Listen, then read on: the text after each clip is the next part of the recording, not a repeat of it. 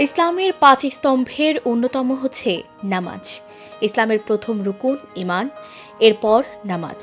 আর সালাতই একমাত্র শারীরিক ইবাদত যার ফজিলত, উপকারিতা বা গুরুত্ব এবং আল্লাহর নির্দেশ পালনের সূচনা।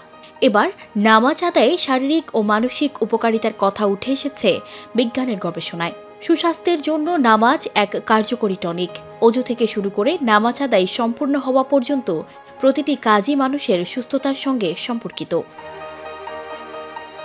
আল্লাহ তাআলা প্রতিদিন মুসলমানের জন্য ৫ ওয়াক্ত নামাজকে ফরজ করেছেন। নামাজ দুনিয়ার সব ধরনের অন্যায় কাজ থেকে বিরত রাখে মানুষকে। কর্মক্ষম উজ্জীবিত মানসিকতা লাভে নামাজ আল্লাহর এক মহা নিয়ামত, বান্দার জন্য অন্যতম রহমত বটে। তাই তো আল্লাহ তাআলা মানুষকে সার্বিকভাবে উজ্জীবিত করতে নামাজের প্রতি গুরুত্বারোপ করেছেন। আর নামাজ না পড়লে শাস্তির বিধানও রেখেছেন। অথচ নামাজ পড়লে মানুষের শারীরিক ও মানসিক অনেক উপকার সাধিত হয়। যুক্তরাষ্ট্রের এক গবেষণায় এমন তথ্যই উঠে এসেছে। যুক্তরাষ্ট্রের বিংহ্যাম্পটন বিশ্ববিদ্যালয়ের একদল গবেষক জানিয়েছেন, নিয়মিত ৫ ওয়াক্ত নামাজ পড়লে সুস্থ থাকা যায়। নামাজ পড়ার মাধ্যমে মানুষ শারীরিকভাবে সুস্থ থাকতে পারে। যদি নিয়মিতভাবে নামাজ পড়া হয় তবে ব্যাক পেইন তথা পিঠের ব্যথা কমে যায়। নিস্তেজ ও ঝিম ধরা শরীরে রক্তপ্রবাহ স্বাভাবিক হয়। নামাজ পড়ার মাধ্যমে উচ্চ রক্তচাপ এবং হৃদকম্পনও কমে যায়, যা মানুষের পেশিকে শিথিল করতে সাহায্য করে।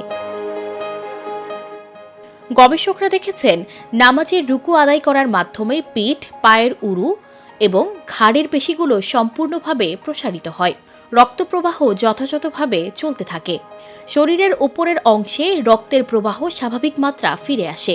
সেজদা সম্পর্কে গবেষকরা জানান, মানুষ যখন সেজদায় যায় তখন শরীরের সব হাড়ের জোড়াগুলো নমনীয় হয়।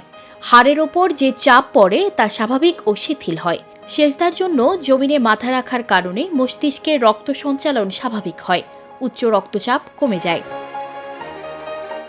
ধীরস্থিরভাবে সেজদা আদায়ের মাধ্যমে মস্তিষ্কের কার্যকারিতা বেড়ে যাওয়ার পাশাপাশি শরীরের ভারসাম্য ফিরে আসে। শ্বাস প্রশ্বাসে স্বাভাবিক গতি ফিরে আসায় মানুষ স্বস্তি লাভ করে। সুস্বাস্থ্য ও সুস্থতার জন্য নামাজ অনেক উপকারী। সানজিদা রহমান, প্রবাস খবর।